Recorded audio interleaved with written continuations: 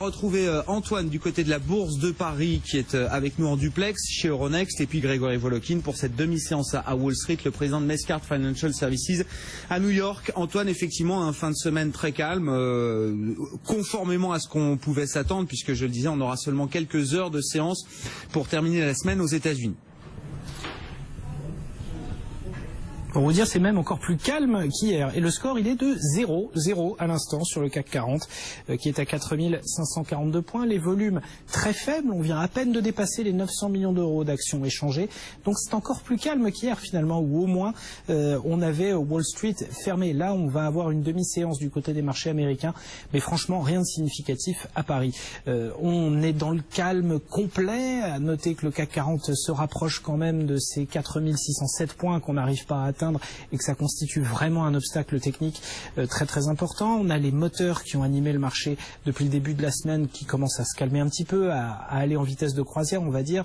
La montée du dollar, les prix des matières premières, on a eu droit à un rallye absolument continu depuis quelques séances. Et puis la configuration du marché obligataire en inquiète quand même encore quelques-uns, c'est-à-dire qu'on a des écarts de taux qui commencent à s'écarter de plus en plus entre la dette allemande d'un côté, la dette française et italienne de l'autre, et puis la dette américaine qui est du côté des 2,4% de rendement sur le 10 ans maintenant.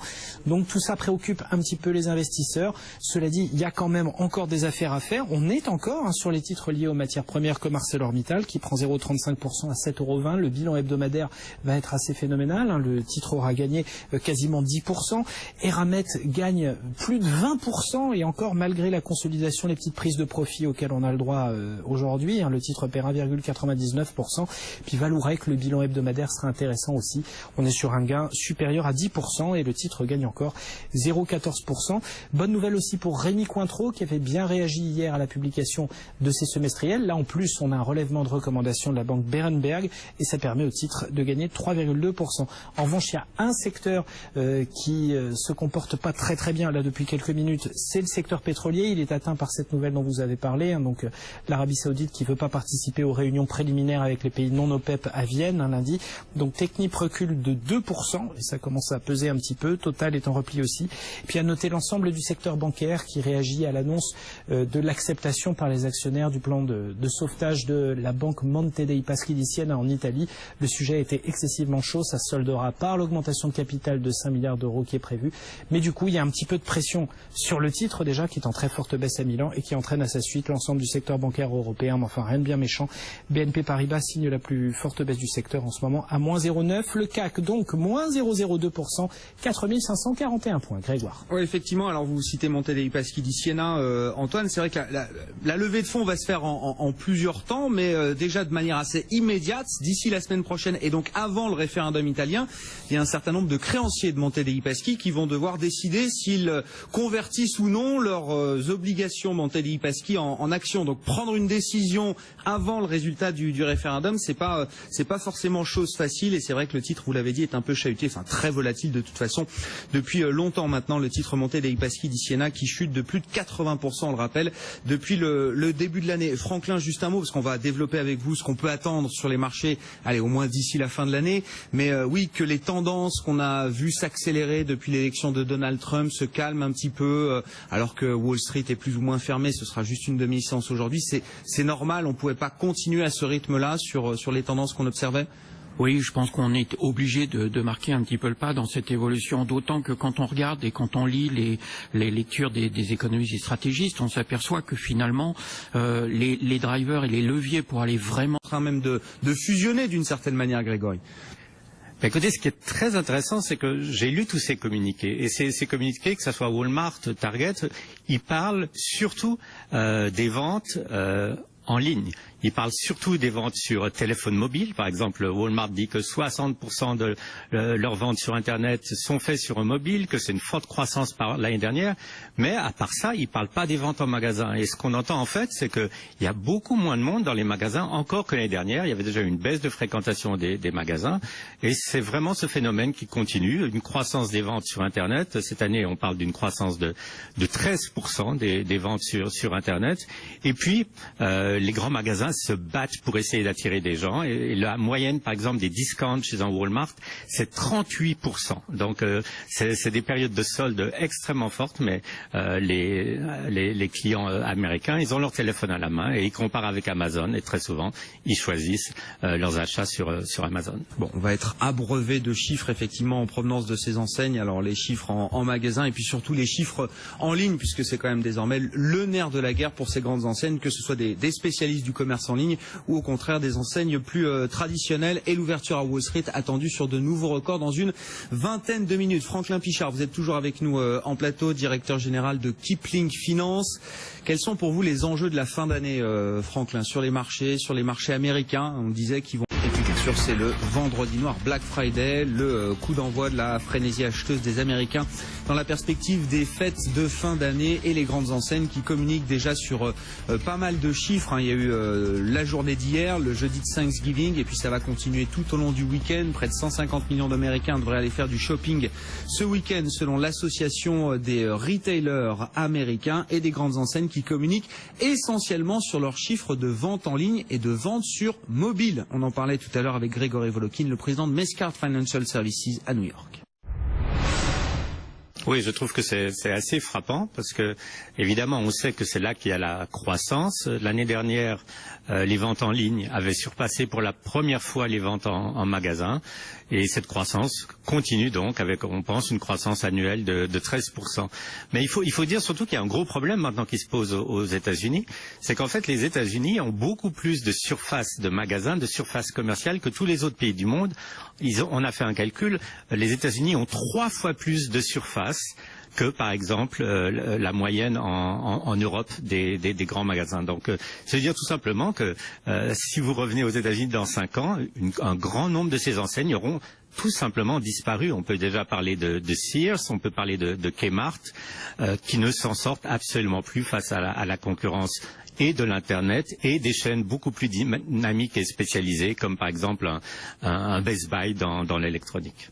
Bon, ouais, il y a des surcapacités, c'est ça, du côté des grandes enseignes. Absolument. Et des magasins physiques, des surcapacités qui vont se résorber un jour ou l'autre. Évidemment, Grégory, au-delà de certaines enseignes spécialisées, vous citiez Best Buy. Est-ce que on peut à nouveau dire que le grand gagnant ce sera forcément Amazon? Est-ce que c'est toujours aussi simple que ça, ou est-ce qu'il y a quand même une concurrence qui s'organise? Alors, y compris des magasins traditionnels, des magasins physiques qui disposent quand même de moyens pour vendre leurs produits en ligne. Enfin, je veux dire, ils sont pas complètement arriérés non plus, ces magasins-là. Ils sont pas arriérés du tout, mais ils arrivent tard parce qu'en fait, Amazon se bat sur quoi? Se bat à la fois sur le confort d'utilisation. Vous commandez online, vous recevez en 1 ou 2 jours votre produit, mais ils se battent surtout sur les prix. Et Amazon peut ajuster à la seconde même le prix des produits qu'ils vendent par rapport au prix qu'on trouve dans les magasins. Donc pour les magasins, c'est une course-poursuite vers le bas prix qui leur coûte toute leur marge, alors qu'on sait depuis très très longtemps que pour Amazon, ce qui compte, c'est le volume, c'est pas les marges. Donc non, je dirais que le grand vainqueur continue à être Amazon, et que si quelques grandes enseignes vont survivre, parce qu'elles vont pas toutes disparaître évidemment, ça va être à cause justement de leurs efforts très très importants online. Et comme je le disais tout à l'heure, on a l'impression que les deux qui se dégagent un tout petit peu de la masse des grandes enseignes pendant ces fêtes de fin d'année, c'est Walmart, qui revient de très loin, il faut le dire, et Target. Et un chiffre Target, en 1 heure, hier, ils ont vendu 3500 téléviseurs par minute. Si vous pouvez imaginer ce que ça représente. Non. Donc c'est des chiffres, non, moi non plus. C'est des chiffres absolument effarants aux États-Unis de ces ventes. Les Américains vont dépenser 20 milliards de dollars sur les 3 prochains jours. Ça représente à peu près 300 dollars par personne. Et puis encore un autre chiffre, là je vous assomme de chiffres, mais c'est des chiffres qui sont quand même assez intéressants. 40% des dépenses sont faites par les 10% les plus privilégiés de la population américaine. Ça explique un peu peut-être aussi pourquoi Donald Trump a été élu. Ouais, c'est ça, on revient sur le thème des inégalités, évidemment, ça se traduit dans la consommation et les chiffres de consommation qu'on va trouver. Il y a un soulagement post-élection aussi, ça va se ressentir un peu. Est-ce que la confiance, ou en tout cas la consommation, avait été freinée un peu avant l'élection de Donald Trump? Est-ce qu'on peut imaginer que là on va vouloir peut-être se lâcher un peu plus du coup, Grégory? Oui, alors c'est une question assez compliquée. Ce qu'on a vu, c'est qu'en fait la confiance du consommateur, et le chiffre a été publié mercredi, est au plus haut après ces élections, parce que le consommateur, qu'est-ce qu'on lui a dit? On lui a dit vos impôts vont baisser l'année prochaine. Donc ça c'est très bien. Maintenant, ce qui va être très très important, c'est de voir à partir du 21 janvier quelles vont être les mesures fiscales que va annoncer Trump, non pas seulement pour le consommateur, mais surtout au niveau de la taxation des entreprises. Et je dirais que c'est pour ça qu'il y aura peut-être un petit délai au niveau des investissements des entreprises. Le consommateur, il peut être optimiste. Le chef d'entreprise qui doit faire son budget pour l'année prochaine, il doit vraiment déjà savoir exactement comment il va être taxé avant de faire des nouvelles dépenses. Donc, je dirais l'optimiste, il est assez général. On pense que aussi bien les gens que les entreprises auront plus d'argent à dépenser, mais c'est le consommateur qui tire le premier. On est sur des niveaux records sur les indices américains. On bat des records depuis plusieurs jours maintenant. C'est pas un problème, ça n'est jamais un problème quand on bat un record comme ça sur des indices actions. Grégory, comment on le justifie aujourd'hui? Je vais vous dire, ce qui est absolument fascinant sur ce marché, c'est que, en fait, ce sont les actions les moins chères qui ont le plus monté. C'est-à-dire que si vous regardez toute la catégorie qu'on appelle small cap, mid cap, de compagnies qui sont des compagnies américaines tournées vers le marché intérieur et pas vers l'exportation, c'est elles qui ont des performances absolument extraordinaires depuis l'élection de Donald Trump. Donc, quand vous avez toutes ces compagnies peu cher, et on parle là de multiples 10, 12 fois les profits qui montent, ça entraîne tout le marché, mais en même temps, ça ne rend pas le marché plus cher. Et je dirais, il faut être très sensible à cela, car le 80% de cette hausse qu'on a eue était sur les petites valeurs. D'ailleurs, si vous regardez, il y a le Russell 2000 qui représente des petites valeurs, qui était en hausse de plus de 10% depuis les élections, alors que le S&P est en hausse en moyenne de 4. Donc, je dirais, ça nous donne un certain confort de voir que c'est pas toujours les mêmes noms qui montent. Il faut se souvenir, par exemple, que l'année dernière, en fin d'année, il y avait en fait que 5 compagnies qui avaient entraîné le marché, les fameuses FANG, Amazon, Facebook, etc., et que tout le reste était en baisse. Ben là, non, c'est exactement le contraire de l'année dernière. C'est pratiquement l'ensemble de la cote, des plus petites compagnies aux plus grandes, évidemment, qui entraînent le marché. Ah, c'est ça. Donc, ce qui était le plus cher l'est peut-être un peu moins aujourd'hui, et puis ce qui était très peu cher l'est un peu plus aujourd'hui, mais au final, dans sa globalité, ça ne veut pas dire que le marché est plus cher, justement. Enfin, tout ça s'équilibre, et on est quand même sur des niveaux records en termes de prix pour les indices américains, et puis en termes de valorisation, on reste à peu près sur les niveaux qu'on connaissait jusqu'à présent. Grégory, un mot également de Donald Trump, qui a un premier dossier chaud sur la table. Alors, président élu, pas encore investi, mais il regarde évidemment ce qui se passe un peu partout dans le pays, et si c'est en adéquation avec sa politique et son programme économique. Il est en train de se battre pour qu'un fabricant d'air conditionné, de climatiseurs, maintienne ses emplois aux États-Unis et ne les délocalise pas au Mexique. Oui, c'est assez intéressant de voir qu'en utilisant Twitter, parce que c'est le cas, Trump peut carrément négocier avec des compagnies sur leur plan de développement. Donc cette compagnie Carrier, très maladroitement, il y a 6 mois, avait fait une assemblée générale de leur personnel en leur disant, écoutez, on a une mauvaise nouvelle, on va fermer l'usine, parce qu'en fait, en employant les mêmes personnes que vous, mais au Mexique, ça nous coûtera beaucoup moins cher. Alors ça avait été filmé sur YouTube, le management s'était fait insulter, vous pouvez imaginer, et parmi les promesses de Donald Trump, il avait promis aux employés de cette compagnie Carrier de se battre pour sauver leurs emplois. Donc c'est peut-être anecdotique, mais ça montre qu'en fait il va y avoir un effort de fond, puisqu'il y a par exemple eu déjà des discussions directement entre le CEO de Apple et Donald Trump sur peut-être la possibilité d'ouvrir des usines de Apple aux États-Unis. Il y a eu des discussions avec Ford. Donc il y a franchement là un effort qui va être fait par la nouvelle administration pour préserver des emplois sur place, des emplois américains, puisque c'était vraiment un des leitmotifs, un des mots forts de la campagne électorale. Bon, si l'iPhone est fabriqué aux États-Unis demain avec un dollar aussi fort, ça va être compliqué. Enfin, déjà d'en vendre à l'étranger, puis ça va nous coûter beaucoup plus cher pour nous si on veut en acheter encore, Grégory.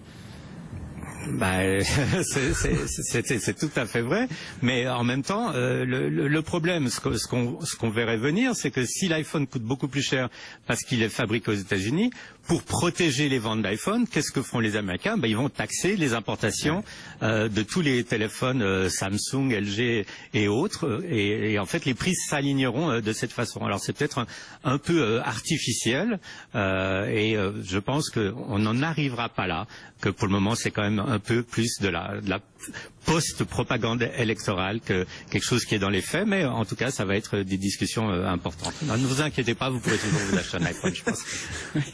Ouais, non, et juste un mot aussi, parce que c'est en lien avec tout ce qu'on dit. Alors, je crois que la nomination n'est pas encore officielle. Il réfléchit toujours au poste clé de son administration. Ça avance à coup de tweets et autres, bien sûr. Mais il y a un nom qui circule pour le poste de secrétaire au commerce, je crois, Grégory. Et ce nom, c'est celui de Wilbur Ross, qui est un vétéran de Wall Street. C'est intéressant de voir qu'on mettrait quand même un financier, alors respecté en tout cas, vétéran de Wall Street, on va dire, à un poste clé comme celui du commerce, poste clé dans le sens où ça semble être une partie importante du programme de Donald Trump.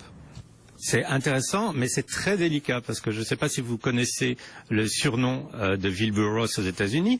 C'est Monsieur Faillite. Monsieur Faillite, non pas parce qu'il met les entreprises en faillite, il les rachète mais parce qu'il les rachète en faillite. Il les vide à peu près de tous leurs employés et de tous leurs assets et les restructure en fait en faisant une activité de fonds d'investissement privés. Donc ça va être très très contradictoire si on regarde la carrière de Wilbur Ross avec le programme de Donald Trump, qui est justement le contraire de préserver des emplois. Mais ça montre quand même que Trump est prêt à aller dans les milieux financiers. Wilbur Ross, on parle peut-être d'un ancien Goldman Sachs comme secrétaire au Trésor. Pour secrétaire à l'éducation, c'est une femme milliardaire qui est spécialisée dans l'éducation, mais qui est l'héritière de Amway, qui est une grande chaîne de distribution. Donc, en fait, Trump, en ayant un discours très populiste, s'entoure quand même de gens qui sont en gros de son milieu. Ouais, ça fait un peu moins anti-système tout de suite quand on entend des anciens de Goldman ou autres. On a parlé aussi du patron de JP Morgan, Jamie Dimon, pour avoir peut-être le poste de secrétaire au Trésor. Un mot de l'actualité des entreprises, Grégory. Alors on a parlé beaucoup du Black Friday. Un mot d'Airbnb qui doit être valorisé autour de 30 milliards de dollars, je crois, aujourd'hui, et qui s'intéresse à son rival chinois, Xiaozhou, avec visiblement une prise de participation au capital. Alors c'est pourquoi? Pour aller découvrir le marché chinois comme beaucoup d'autres groupes américains l'ont fait? Écoutez, c'est intéressant parce qu'en fait, ils y sont déjà en Chine. Ils ont 30 employés, Airbnb en Chine, et ils ont 75 000 offres de location. Alors évidemment, 75 000 à l'échelle de la Chine, c'est une goutte d'eau. Mais ce que veut faire Airbnb, c'est faire ce que Uber a raté, puisque vous savez qu'en fait Uber a suspendu ses opérations en Chine, alors que là Airbnb pense que en prenant une participation dans cet acteur dont vous parlez chinois, qui n'est pas le principal, parce que le principal dépend de Ctrip, je crois que cet acteur chinois c'est le troisième, mais ils espèrent pouvoir développer une offre importante en Chine. Une chose aussi assez intéressante en Chine, Airbnb, ce que j'entends, c'est que les gens ne supportent pas de partager un appartement. Ils veulent absolument avoir l'appartement pour eux tout seuls. Ça s'explique peut-être parce que les appartements en Chine sont extrêmement petits. Oui, et puis un dernier mot, parce que évidemment là on est dans la thématique reflationniste, c'est le mot à la mode, et se pose la question de savoir comment est-ce qu'on joue l'inflation sur les marchés. Il y a plusieurs moyens. Alors parfois c'est des manières indirectes, hein. On va chercher des actions ou des secteurs qui sont corrélés positivement avec la hausse des perspectives d'inflation, mais il y a un moyen, semble-t-il, assez direct, c'est ce qu'on appelle les tips, Grégory. Alors c'est plutôt des produits qui sont réservés aux investisseurs professionnels, hein, aux grands investisseurs plutôt qu'aux particuliers. Ce sont des obligations indexées sur l'inflation. D'ailleurs, il y a un débat de savoir est-ce qu'il faut en avoir encore aujourd'hui ou est-ce que déjà le mouvement a été fait sur ces produits-là.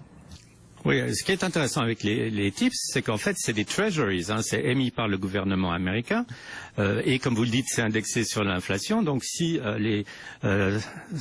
les attentes d'inflation augmentent, ces tips s'ajustent, le rendement de ce papier obligataire s'ajuste. Donc, par exemple, cette année, on peut dire aujourd'hui que les tips sont déjà en hausse de 4,6%, alors que vous le savez bien, si vous étiez investi dans de l'obligataire d'État, vous avez déjà perdu pas mal d'argent cette année.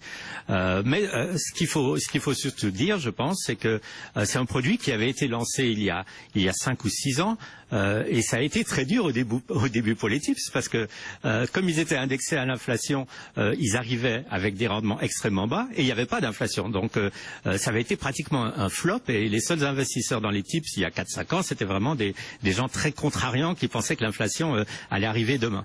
Je pense que maintenant c'est un produit qui a énormément d'avenir, et qui a aussi vraiment de l'avenir pour les particuliers, parce que tout simplement les gens ils investissent par leur fonds de pension, leur caisse de retraite dans de l'obligataire, et l'inflation est l'ennemi de l'obligataire, donc ça c'est une façon pour eux de pouvoir profiter de l'inflation avec du rendement et avec un rendement assuré.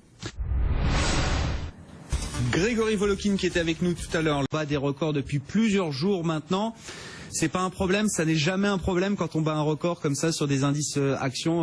Grégory, comment on le justifie aujourd'hui?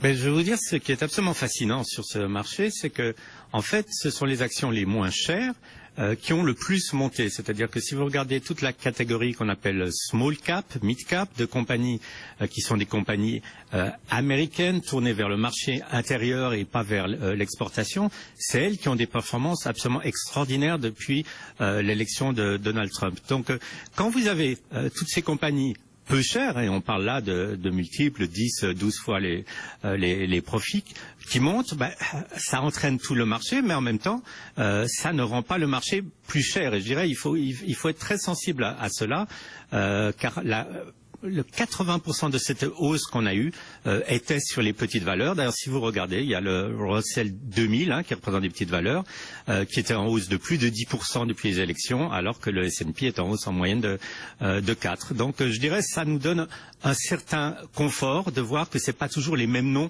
qui montent. Il faut se souvenir, par exemple, que l'année dernière, en fin d'année, il y avait en fait que 5 compagnies qui avaient entraîné le marché, les fameuses FANG, Amazon, Facebook, etc., et que tout le reste était en baisse. Ben là, non, c'est exactement le contraire de l'année dernière. C'est pratiquement l'ensemble de la cote, des plus petites compagnies aux plus grandes, évidemment, qui entraînent le marché. Ah, c'est ça. Donc, ce qui était le plus cher l'est peut-être un peu moins aujourd'hui, et puis ce qui était très peu cher l'est un peu plus aujourd'hui, mais au final, dans sa globalité, ça ne veut pas dire que le marché est plus cher, justement. Enfin, tout ça s'équilibre, et on est quand même sur des niveaux records en termes de prix pour les indices américains, et puis en termes de valorisation, on reste à peu près sur les niveaux qu'on connaissait jusqu'à présent.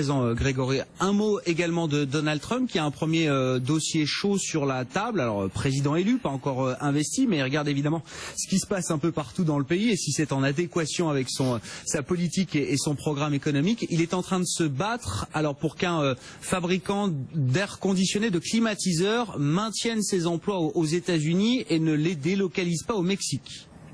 Oui, c'est assez intéressant de voir qu'en utilisant Twitter, parce que c'est le cas, Trump peut carrément négocier avec des compagnies sur leur plan de développement. Donc cette compagnie Carrier, très maladroitement, il y a 6 mois, avait fait une assemblée générale de leur personnel en leur disant, écoutez, on a une mauvaise nouvelle, on va fermer l'usine, parce qu'en fait, en employant les mêmes personnes que vous, mais au Mexique, ça nous coûtera beaucoup moins cher. Alors ça avait été filmé sur YouTube, le management s'était fait insulter, vous pouvez imaginer, et parmi les promesses de Donald Trump, il avait promis aux employés de cette compagnie Carrier de se battre pour sauver leurs emplois. Donc c'est peut-être anecdotique, mais ça montre qu'en fait il va y avoir un effort de fond, puisqu'il y a par exemple eu déjà des discussions directement entre le CEO de Apple et Donald Trump sur peut-être la possibilité d'ouvrir des usines de Apple aux États-Unis. Il y a eu des discussions avec Ford. Donc il y a franchement là un effort qui va être fait par la nouvelle administration pour préserver des emplois sur place, des emplois américains, puisque c'était vraiment un des leitmotifs, un des mots forts de la campagne électorale. Bon, si l'iPhone est fabriqué aux États-Unis demain avec un dollar aussi fort, ça va être compliqué. Enfin, déjà d'en vendre à l'étranger, puis ça va nous coûter beaucoup plus cher pour nous si on veut en acheter encore, Grégory. C'est tout à fait vrai, mais en même temps, le problème, ce qu'on verrait venir, c'est que si l'iPhone coûte beaucoup plus cher parce qu'il est fabriqué aux États-Unis, pour protéger les ventes d'iPhone, qu'est-ce que feront les Américains? Ils vont taxer les importations de tous les téléphones Samsung, LG et autres, et en fait les prix s'aligneront de cette façon. Alors c'est peut-être un peu artificiel, et je pense qu'on n'en arrivera pas là, que pour le moment c'est quand même un peu plus de la post-propagande électorale que quelque chose qui est dans les faits, mais en tout cas, ça va être des discussions importantes. Non, ne vous inquiétez pas, vous pourrez toujours vous acheter un iPhone, je pense. Ouais, non, et juste un mot aussi, parce que c'est en lien avec tout ce qu'on dit. Alors, je crois que la nomination n'est pas encore officielle. Il réfléchit toujours au poste clé de son administration. Ça avance à coup de tweets et autres, bien sûr. Mais il y a un nom qui circule pour le poste de secrétaire au commerce, je crois, Grégory, et ce nom, c'est celui de Wilbur Ross, qui est un vétéran de Wall Street. C'est intéressant de voir qu'on mettrait quand même un financier, alors respecté en tout cas, vétéran de Wall Street, on va dire, à un poste clé comme celui du commerce, poste clé dans le sens où ça semble être une partie importante du programme de Donald Trump. C'est intéressant, mais c'est très délicat parce que je ne sais pas si vous connaissez le surnom de Wilbur Ross aux États-Unis. C'est Monsieur Faillite. Monsieur Faillite, non pas parce qu'il met les entreprises en faillite, il les rachète mais parce qu'il les rachète en faillite. Il les vide à peu près de tous leurs employés et de tous leurs assets et les restructure en fait en faisant une activité de fonds d'investissement privé. Donc ça va être très très contradictoire si on regarde la carrière de Wilbur Ross avec le programme de Donald Trump qui est justement le contraire de préserver des emplois. Mais ça montre quand même que Trump est prêt à aller dans les milieux financiers. Wilbur Ross, on parle peut-être d'un ancien Goldman Sachs comme secrétaire au Trésor. Pour secrétaire à l'éducation, c'est une femme milliardaire qui est spécialisée dans l'éducation, mais qui est l'héritière de Amway, qui est une grande chaîne de distribution. Donc, en fait, Trump, en ayant un discours très populiste, s'entoure quand même de gens qui sont en gros de son milieu. Ouais, ça fait un peu moins anti-système tout de suite hein, quand on entend des anciens de Goldman ou autres. On a parlé aussi du patron de JP Morgan, hein, Jamie Dimon, pour avoir peut-être le poste de secrétaire au Trésor. Un mot de l'actualité des entreprises, Grégory. Alors on a parlé beaucoup du Black Friday. Un mot d'Airbnb qui doit être valorisé autour de 30 milliards de dollars, je crois, aujourd'hui, et qui s'intéresse à son rival chinois, Xiaozhou, avec visiblement une prise de participation au capital. Alors c'est pourquoi? Pour aller découvrir le marché chinois comme beaucoup d'autres groupes américains l'ont fait? Mais écoutez, c'est intéressant parce qu'en fait, ils y sont déjà en Chine. Ils ont 30 employés, Airbnb en Chine, et ils ont 75 000 offres de location. Alors évidemment, 75 000 à l'échelle de la Chine, c'est une goutte d'eau.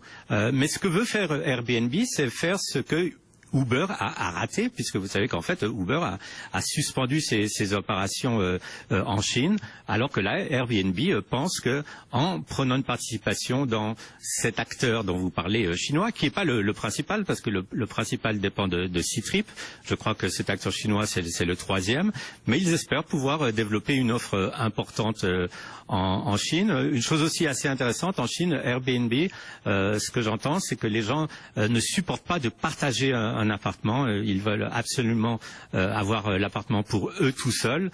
Ça s'explique peut-être parce que les appartements en Chine sont extrêmement petits. Oui, et puis un dernier mot, parce que évidemment là on est dans la thématique reflationniste, c'est le mot à la mode, et se pose la question de savoir comment est-ce qu'on joue l'inflation sur les marchés. Il y a plusieurs moyens. Alors parfois c'est des manières indirectes, hein. On va chercher des actions ou des secteurs qui sont corrélés positivement avec la hausse des perspectives d'inflation, mais il y a un moyen, semble-t-il, assez direct, c'est ce qu'on appelle les tips, Grégory. Alors c'est plutôt des produits qui sont réservés aux investisseurs professionnels, hein, aux grands investisseurs plutôt qu'aux particuliers. Ce sont des obligations indexées sur l'inflation. Et d'ailleurs, il y a un débat de savoir est-ce qu'il faut en avoir encore aujourd'hui ou est-ce que déjà le mouvement a été fait sur ces produits-là. Oui, ce qui est intéressant avec les tips, c'est qu'en fait, c'est des treasuries, hein, c'est émis par le gouvernement américain, et comme vous le dites, c'est indexé sur l'inflation. Donc, si les attentes d'inflation augmentent, ces tips s'ajustent, le rendement de ce papier obligataire s'ajuste. Donc, par exemple, cette année, on peut dire aujourd'hui que les tips sont déjà en hausse de 4,6%, alors que vous le savez bien, si vous étiez investi dans de l'obligataire d'État, vous avez déjà perdu pas mal d'argent cette année. Mais ce qu'il faut surtout dire, je pense, c'est que c'est un produit qui avait été lancé il y a 5 ou 6 ans. Et ça a été très dur au début pour les tips, parce que comme ils étaient indexés à l'inflation, ils arrivaient avec des rendements extrêmement bas et il n'y avait pas d'inflation. Donc ça avait été pratiquement un flop, et les seuls investisseurs dans les tips il y a 4-5 ans, c'était vraiment des gens très contrariants qui pensaient que l'inflation allait arriver demain. Je pense que maintenant c'est un produit qui a énormément d'avenir et qui a aussi vraiment de l'avenir pour les particuliers, parce que tout simplement les gens ils investissent par leur fonds de pension, leur caisse de retraite dans de l'obligataire, et l'inflation est l'ennemi de l'obligataire, donc ça c'est une façon pour eux de pouvoir profiter de l'inflation avec du rendement et avec un rendement assuré. Merci beaucoup Grégory, bonne fin de séance à vous. Demi-séance on le rappelle pour les marchés américains, donc une clôture de Wall Street à 19h heure française. Pour l'instant on est toujours sur ces niveaux records pour les principaux indices américains, positifs après 20 minutes de séance, et en Europe on évolue sans direction.